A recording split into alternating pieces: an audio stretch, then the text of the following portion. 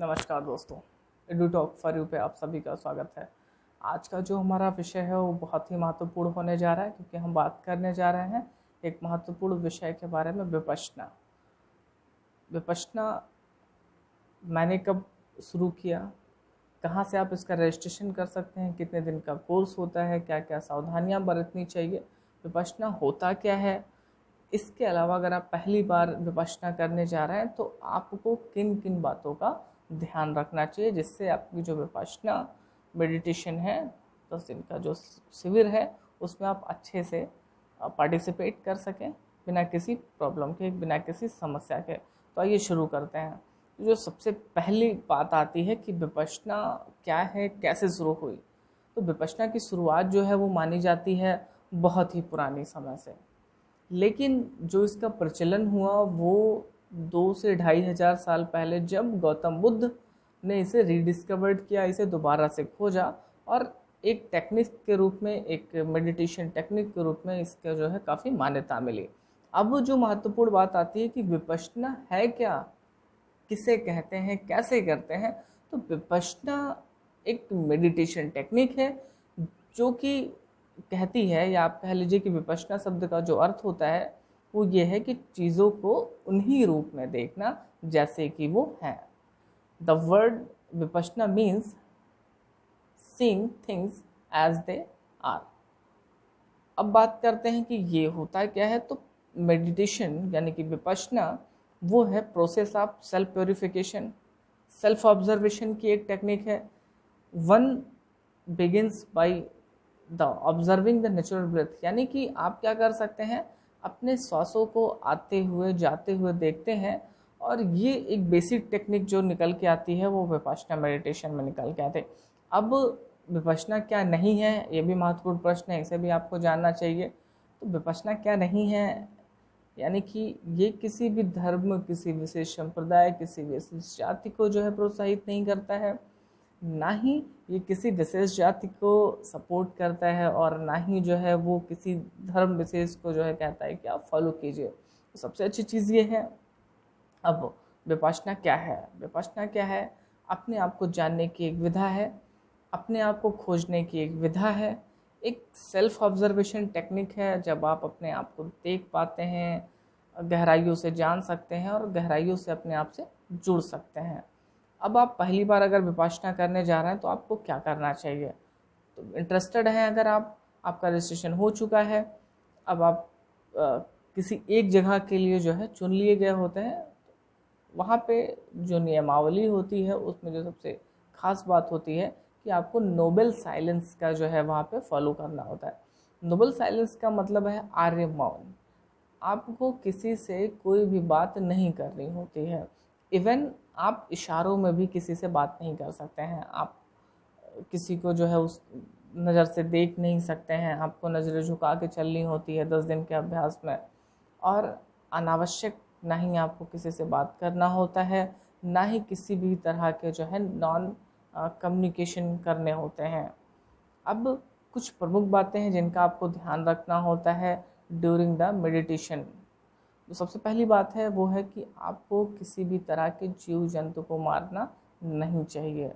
जहाँ पे आप रह रहे होते हैं तो इस चीज़ों से आपको बचना चाहिए। किसी भी तरह के आपको टोबैको यूजेस से बचना चाहिए, किसी भी तरह के आपको निकोटीन नहीं लेना होता है, और आपको जो है किसी भी तरीके से ना तो आप किसी पुस्तक सामग्री का प्रयोग कर सकते हैं, ना भी आप किसी का जो है कोई चीज़ लिख सकते हैं। इसके अलावा ना तो आपको टेलीफोन, ना तो रेडियो, ना किसी तरह का मोबाइल फ़ोन, ये सारी चीज़ें आपको अलाउड वहाँ पे नहीं होती हैं। इन चीज़ों का आपको ध्यान रखना होता है। अब जो बात आती है कि जैसे मान लीजिए मेरा जो मेडिटेशन सेंटर था, जब वहाँ पे जो मैंने पहला विपश्यना किया वो था श्रावस्ती में, जो कि उत्तर प्रदेश के बलरामपुर ज़िले के पास स्थित है, श्रावस्ती ज़िला। तो मैं बलरामपुर ज़िले का ही रहने वाला हूँ, यहाँ से लगभग 6 या 7 किलोमीटर की दूरी पे है। तो मेरा 3 जनवरी से लेकर के 13 जनवरी तक का शिविर था। मैं 2 जनवरी की दोपहर में वहाँ पे गया था। 10-15 मिनट लगते हैं वहाँ तक पहुँचने में। तो मैं वहाँ पे गया। अब मेरा भी पहला एक्सपीरियंस था। हुआ क्या कि जब हम वहाँ पे पहुँचे तो तो हमें बताया गया कि किसी भी तरीके का जो है इलेक्ट्रॉनिक गैजेट्स, किसी भी तरह का अगर रिलीजन को शो करने वाला सिंबल है, यानी कि आप चुल्ला पहनते हैं, आप माला पहनते हैं, आप बस इस तरह का कड़ा पहनते हैं, या फिर कोई भी धर्म को सूचित करने वाला एक कह लीजिए कि लॉकेट या अन्य कोई चीज़, वो यहाँ पे अलाउड नहीं होती है। तो अगर आप लेके जाते हैं तो वहाँ पे आपको क्या होता है कि वो जमा करा लेते हैं। तो क्योंकि मैं पास में ही था, मैंने नियमावली पढ़ी हुई थी, तो मुझे पता था कि जो है ये सारी चीज़ें ले जानी नहीं है, तो मैं यहीं छोड़ के गया था। अगर आप ले जाते हैं, आप कहीं दूर से आते हैं, तो आपको क्या करना होता है कि आप वहाँ पे डिपॉजिट करा देते हैं। आपको एक थैली मिलती, वहाँ पे उसमें क्या करते हैं, आपके जो कीमती सामान है, पैसे हो गए, आपका सेल फ़ोन हो गया, आपका पर्स वगैरह है, तो आप उसमें जमा कर देते हैं। फिर जब आप वहाँ से निकलते हैं 10 दिन का शिविर करके, तो आपको वो चीज़ें आपकी मिल जाती हैं अमानत कक्ष के द्वारा। अब जो बात आती है कि कैसे शुरुआत होता है, तो जब आप जाते हैं तो सबसे पहली बात जो मैंने अनुभव की कि वो है कि आप बिल्कुल रिलैक्स होके जाएं, यानी कि आपके अंदर एक्सेप्टेंस की भावना हो कि हम विपश्यना का कोर्स करने जा रहे हैं, तो वो जो भी चीज़ें बताएंगे, जैसे भी चीज़ें बताएंगे, उन चीज़ों को हमें फॉलो करना होगा। 10 दिन की बात होती है, आप उनको जब फॉलो करते हैं तो बेहतरीन रिज़ल्ट आपको देखने को मिल जाता है। अब बात करते हैं कि किस तरह के जो है कमरे आपको दिए जाते हैं। तो देखिए, जब आप वहाँ पे पहुँचते हैं तो ये सेंटर टू सेंटर डिपेंड करता है। मैंने आपको पहले बताया कि मैंने श्रावस्ती में किया था, जो कि यूपी के बलरामपुर ज़िले के निकट स्थित श्रावस्ती ज़िला है। गौतम बुद्ध जी वहाँ पे रुके थे, आए थे, और ग्रंथों में भी काफ़ी इसका प्रचलन है। इस वजह से वहाँ पे जो है ज़्यादा भीड़ रहती है, ज़्यादातर वहाँ पे जो है रिजर्वेशन बुक रहता है। तो वहाँ पे क्या होता है, आपने गए और फिर देखा कि अगर वहाँ पे जगह होती है तो जो एडमिनिस्ट्रेशन है वहाँ का, वो इंडिविजुअल सेपरेट रूम आपको प्रोवाइड करता है।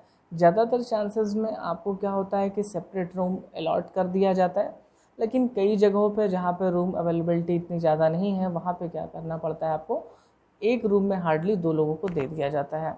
अब अगला प्रश्न जो आता है कि टॉयलेट कैसे रहते हैं, इंडियन स्टाइल में रहते हैं या वेस्टर्न स्टाइल में रहते हैं।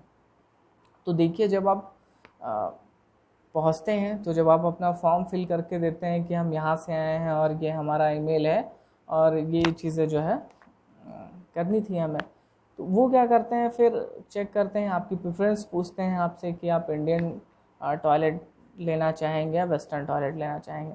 तो अगर उनके पास अवेलेबिलिटी होती है तो वो आपको उसी जगह शिफ्ट करते हैं।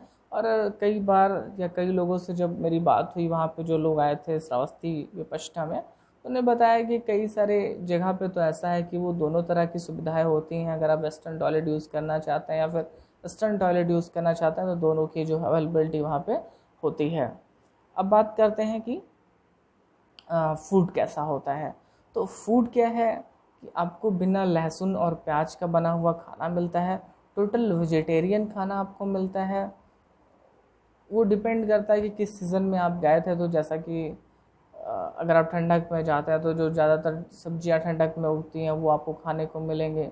खाना बहुत ही टेस्टी होता है, जैसा कि श्रावस्ती का मेरा एक्सपीरियंस रहा विपश्यना का। और जो वहाँ पे लोग मिले, जब हमने 11वें दिन बात की एक दूसरे से, तो सब ने अपने अपने अनुभव को साझा किया। तो उन्होंने बताया कि जो विपश्यना का फूड सिस्टम है वो काफ़ी अच्छा है, काफ़ी जो है वो प्योर होता है, और जो है किसी तरह की जो है उसमें कोई दिक्कत नहीं आती है आपको। अब बात करते हैं क्लॉथिंग की, यानी कि कपड़ों की। तो अगर आप विपश्यना करने जा रहे हैं और घर से 200-250 किलोमीटर दूर जा रहे हैं, तो उस स्थिति में, या फिर आप घर के पास में ही जाते हैं, तो आप प्रयास ये कीजिए कि कपड़े ऐसे हों जिस कपड़े को बैठ करके आप 13 या 14 घंटे बैठ सकें।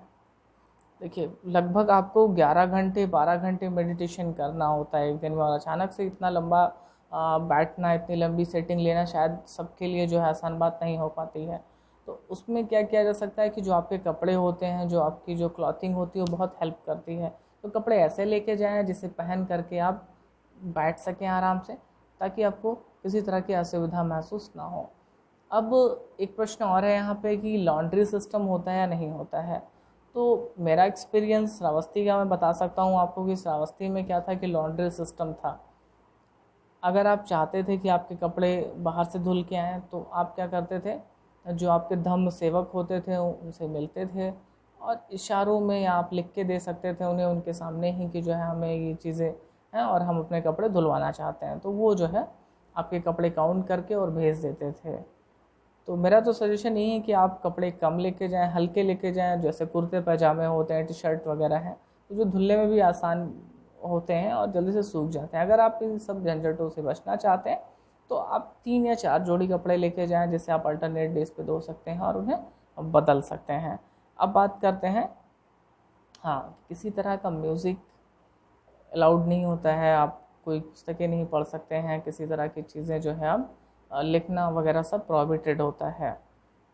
अब एक शेड्यूल की बात कर ली जाए कि क्या शेड्यूल होता है। बहुत ही शानदार शेड्यूल होता है, ये ठंडक में भी गर्मी में लगभग सेम रहता है।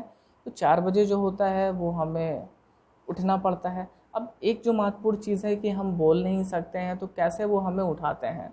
उनके पास, जैसे आप पूजा घरों में देखते हैं घंटी बजाई जाती है, तो वो क्या करते हैं, उस घंटी का प्रयोग करते हैं। सुबह 3:30 बजे या फिर 3:45 पे वो आ जाते हैं और बेल बजाते हैं।